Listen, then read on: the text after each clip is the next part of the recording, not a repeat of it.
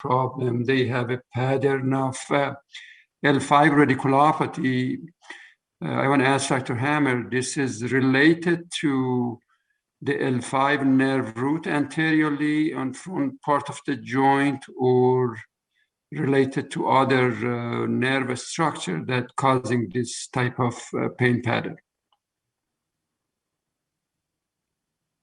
I understand that this was more of a comment rather than a direct question. Let me very briefly perhaps address this anyways.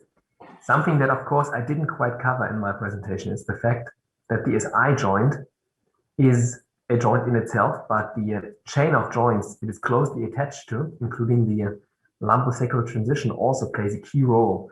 And to my perspective, it's very difficult to first of all distinguish between issues that arise from L5 S1 from those that directly relate to the SI joint. So very clearly, there is nerve roots that enter the SI joint from L5, both anterior or ventral and posterior or dorsal rami. And on top of that, even if there is a pathology that may actually be closely related to the lumbosacral transition rather to the SI joint itself, that may have implications for, let's say, for sensory affection that relate to the L5 nerve root. Thank you.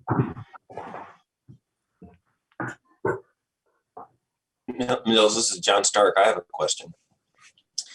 I'm sorry I came into the talk just a little bit late, but can you comment, if you didn't already, on the contribution of the sacrotuberous and sacrospinous ligaments to the overall strength of the capsule and the sacroiliac joint itself? I can. I haven't actually focused on any of that for that specific talk. As I said before, there's plenty of things to talk about. The sacrotuberous and sacrospinous ligaments, so far, to our observations, are not as strong as the intrinsic ligaments, as the sacroiliac joint ligaments that directly connect the sacrum with the ilium.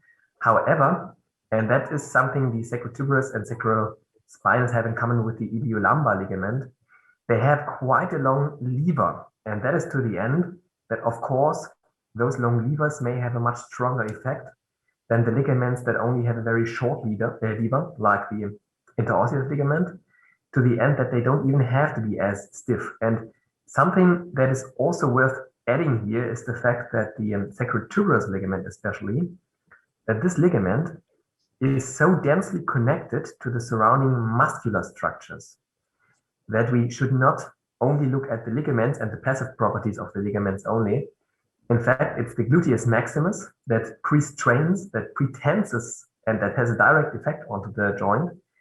And more granularly, it's also the very tip of the thoracolumbar fascia and of the erectospinal muscle that really cause a locking mechanism. And the sacrotuberous is in fact involved in that posterior blocking mechanism, which needs actually also some emphasis if you talk about, let's say, stabilizing structures here.